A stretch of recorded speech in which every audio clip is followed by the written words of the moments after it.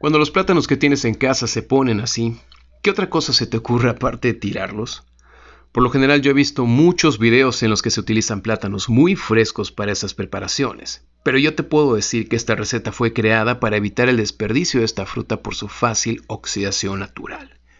Así que si quieres aprender a pasar de esto a esto, quédate a ver este video y manos a la masa.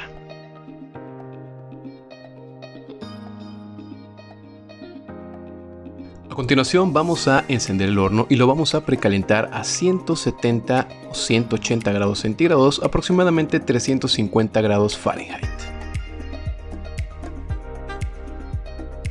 A continuación vamos a cernir los polvos. En este caso vamos a estar cerniendo la harina junto con el polvo de hornear y el bicarbonato de sodio. Esto es muy importante para evitar grumos que se pueden formar durante la preparación.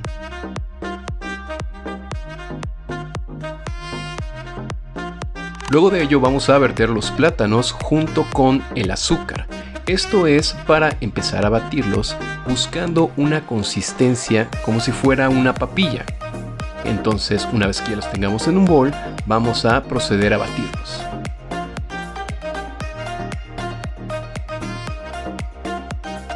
Una vez obtenida la consistencia, vamos a agregar los 2 huevos y vamos a seguir batiendo hasta que se incorporen perfectamente bien.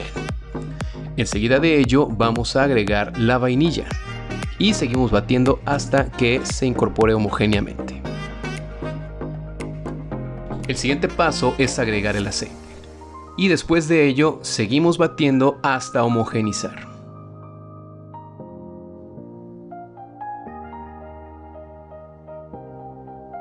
Una vez que la preparación esté perfectamente mezclada, vamos a agregar los polvos que cernimos en un principio, que son la harina, el polvo de hornear y el bicarbonato de sodio.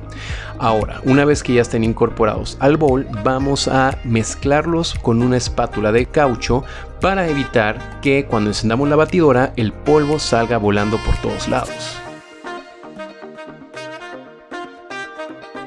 En este punto que ya tenemos la preparación previamente mezclada, vamos a encender otra vez la batidora y agregamos la leche. Ahora tenemos que tener cuidado de no sobrebatir la preparación, ya que podríamos cambiar la consistencia final.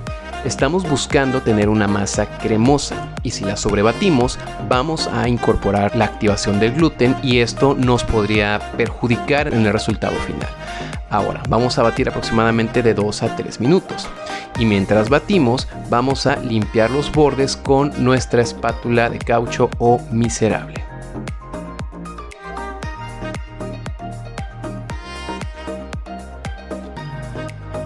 Una vez que la mezcla está completamente homogénea, agregamos las pasas y las nueces previamente pasadas por harina y después de eso incorporamos de manera envolvente, con la ayuda de una pala o una cuchara.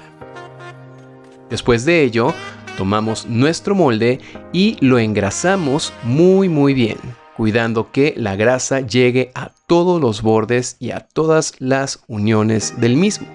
Esto es para evitar que cuando nosotros vayamos a desmoldar nuestro producto, este se pegue a alguna parte y sufra algún tipo de daño.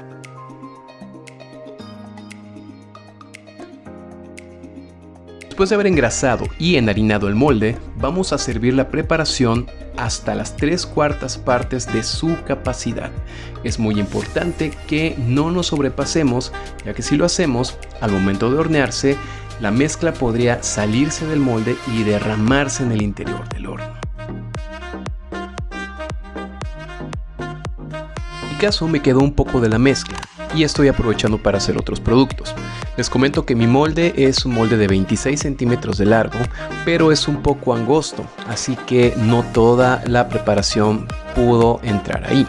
Así que si ustedes tienen un molde que sea más o menos de la misma medida, pero un poco más ancho, muy probablemente la mezcla entrará completa ahí y no tendrán que utilizarla para hacer otros productos extra. Pero bueno, en este caso fue así. A continuación vamos a ponerlo en el horno y será por un tiempo aproximado de 40 a 50 minutos en una temperatura que oscile entre los 175 y 180 grados centígrados o 350 grados Fahrenheit.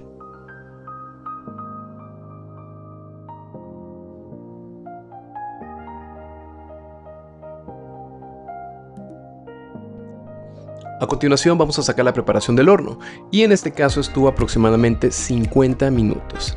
Después de que lo saquemos, le introducimos un palillo para asegurarnos de que la parte interna esté completamente cocida. Una vez que salga limpio, ya podemos retirarlo y apagar el horno.